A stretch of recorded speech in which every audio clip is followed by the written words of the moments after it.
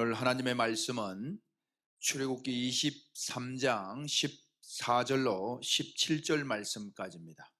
우리 한 목소리로 같이 읽겠습니다. 너는 매년 3번 내게 절기를 지킬지니라. 너는 무교병의 절기를 지키라. 내가 네게 명령한 대로 아비월에 정한 때에 이래 동안 무교병을 먹을지니 이는 그달에 네가 애굽에서 나왔음이라. 빈손으로 내 앞에 나오지 말지니라. 맥추절을 지키라. 이는 네가 수고하여 밭에 뿌린 것의 첫 열매를 거둠이라. 수장절을 지키라. 이는 네가 수고하여 이룬 것을 연말에 밭에서부터 거두어 저장함이라.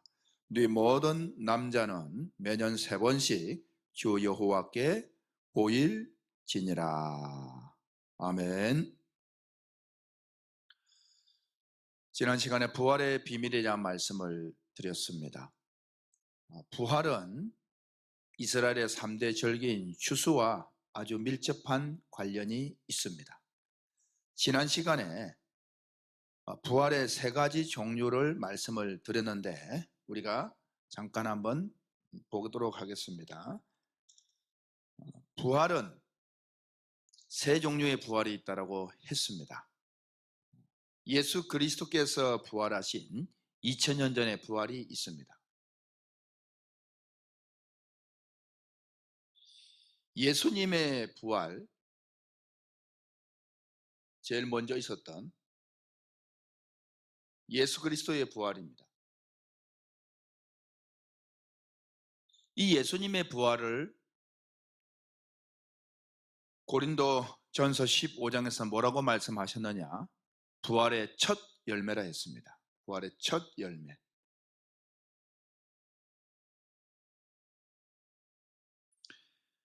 두 가지 종류가 더 남았는데 그것은 지금 이제 우리가 살아가는데 앞으로 있을 7년 환란이 있습니다. 7년 환란. 7년 대환란이라고 이야기하죠. 7년 대환란 중간에 부활이 있습니다. 이 두 번째죠. 이것은 두 증인 사역자들의 부활입니다. 두 증인 사역자들의 부활인데 이것을 무슨 부활이라고 말하느냐? 첫째 부활이라고 이야기합니다.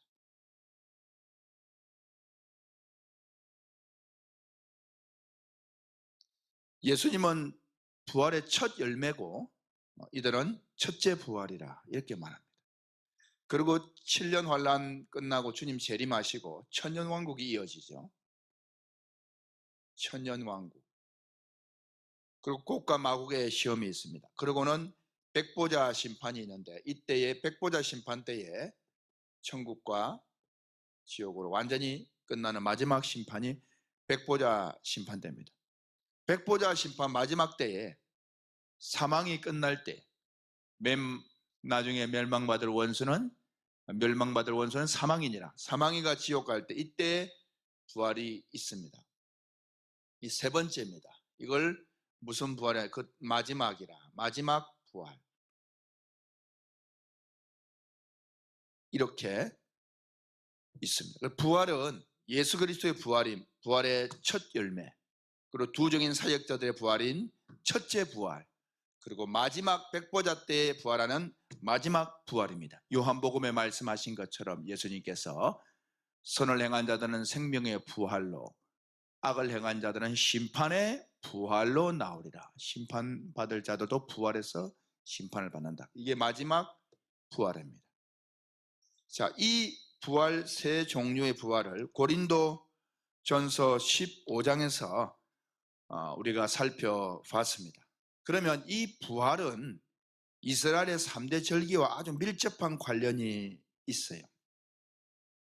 요한복음 5장 39절 말씀에 예수님께서 말씀하시기를 너희가 성경에서 영생을 얻는 줄 생각하고 이 성경을 연구하거니와 이 성경은 나에 대한 이야기다 라고 요한복음 5장 39절에서 예수님께서 말씀을 하셨습니다. 그때 말하는 성경은 구약 성경을 말한다고 말씀드렸죠. 그래서 그 요한복음 5장 46절에 보게 이렇게 기록합니다. 모세를 믿었더라면 또 나를 믿었으리니 이는 그가 내게 대하여 기록하였습니다. 예수님께서 말씀하시기를 모세가 기록한 그 기록들은 모세가 율법을 기록한 것처럼 보여지지만 사실은 예수인 나에 대한 기록이다라고 거듭 말씀을 하시는 것이었습니다.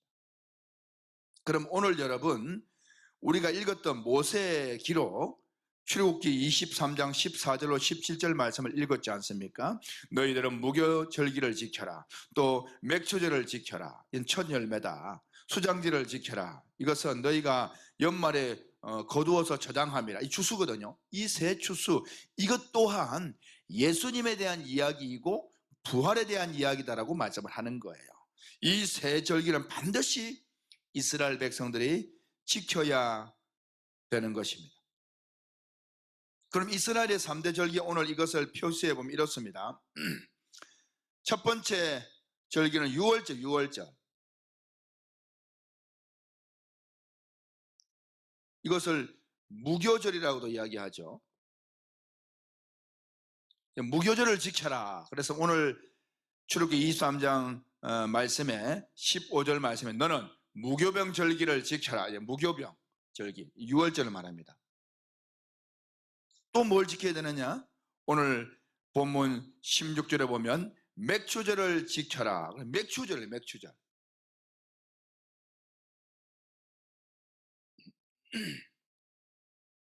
맥추절을 다른 말로 오순절이라고 해요. 오순절. 그리고 또 칠칠절이라 같은 말입니다. 칠칠 이렇게 표현합니다. 오순절 날이 맥추절입니다. 자, 그리고 또 뭘 지키라고요? 수장제를 지키라.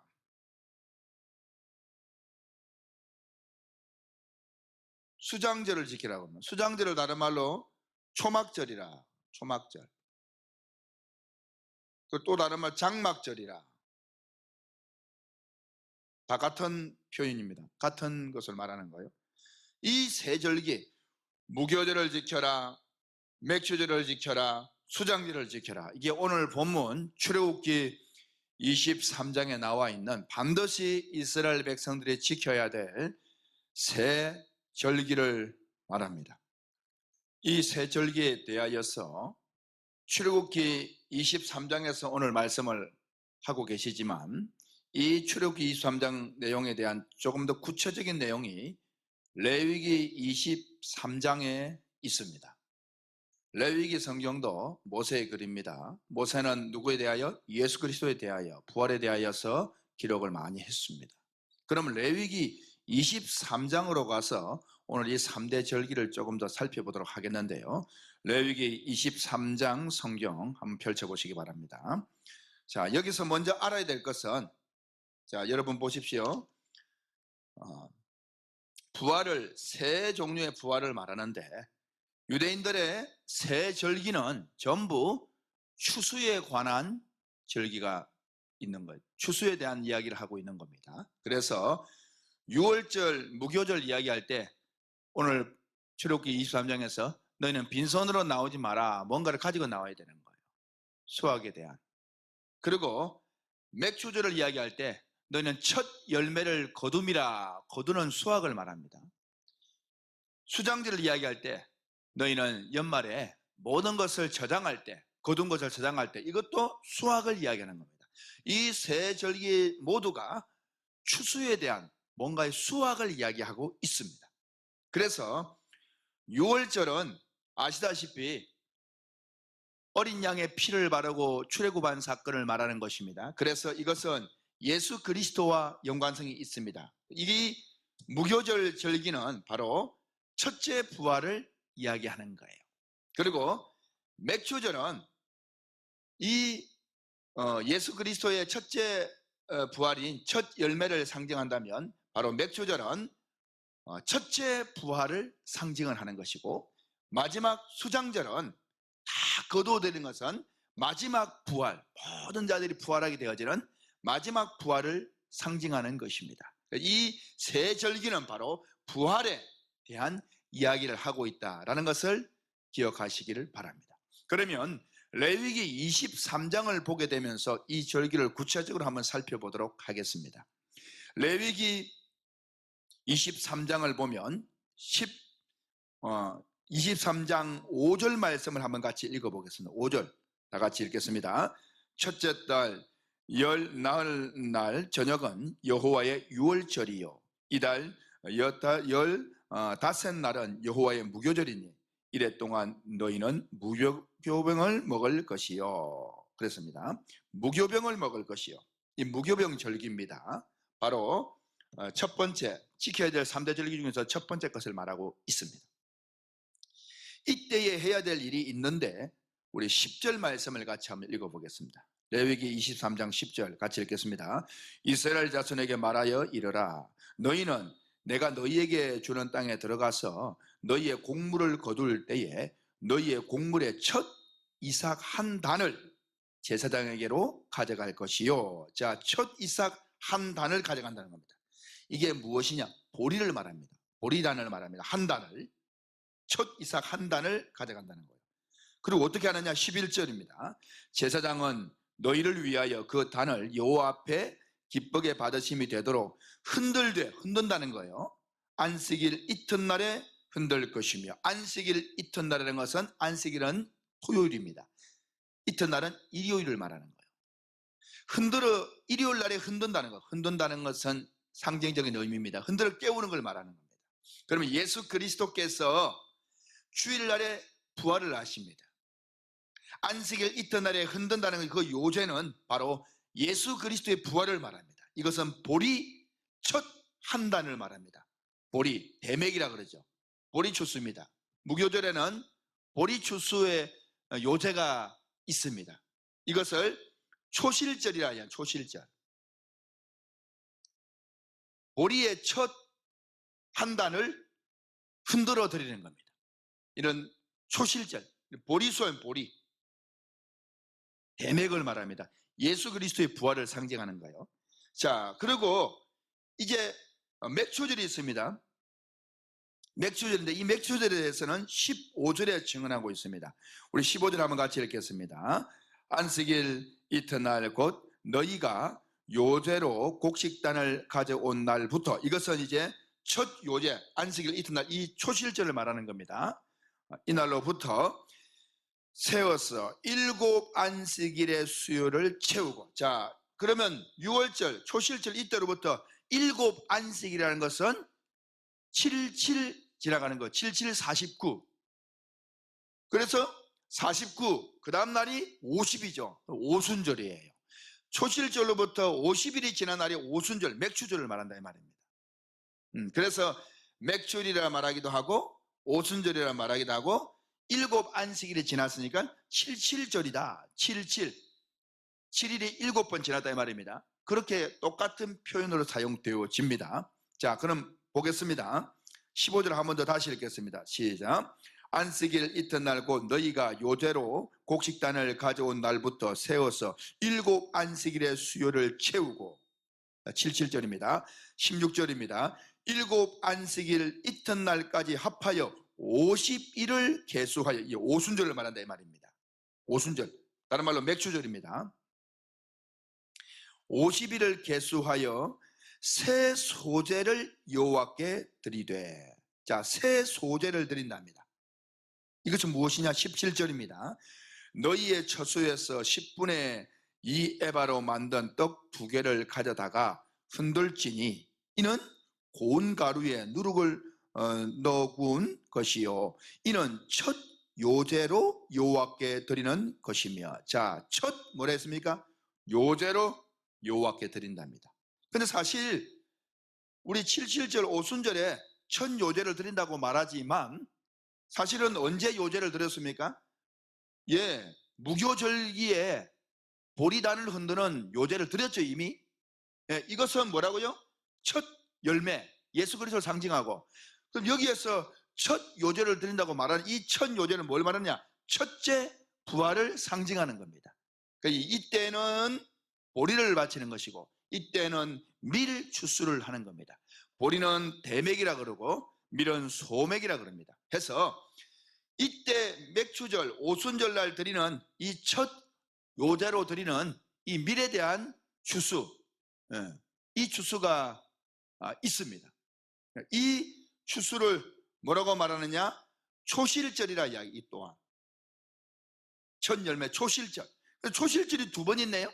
그래서 이 초실절을 뭐라고 이야기하느냐? 제2의 초실절이라 이야기합니다. 처음이 두 번이죠.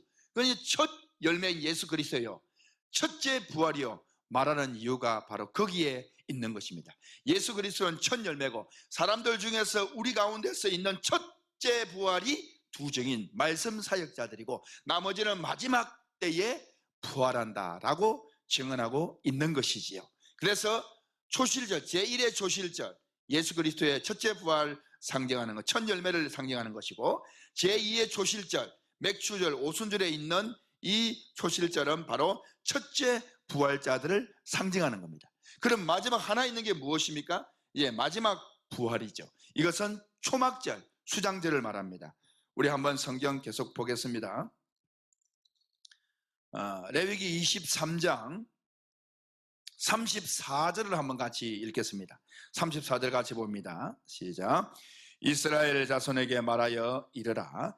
일곱째 달 15날은 초막절을 말합니다. 여호와를 위하여 이레 동안 지킬 것이라. 초막절을 말하고 있습니다.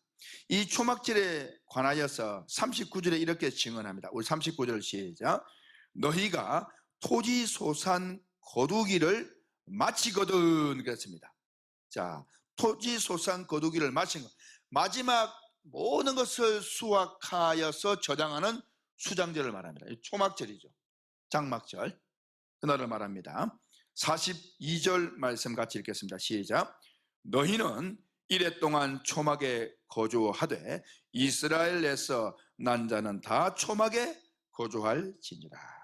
이 초막절, 이것은 39절 말씀처럼 토지 소산 거두기를 마치거든 모든 것을 다 거두는 걸 말합니다. 해서 이 제1의 초실절에는 보리 수확을 시작하는 것이고, 제2의 초실절에는 밀 수확을 시작하는 겁니다.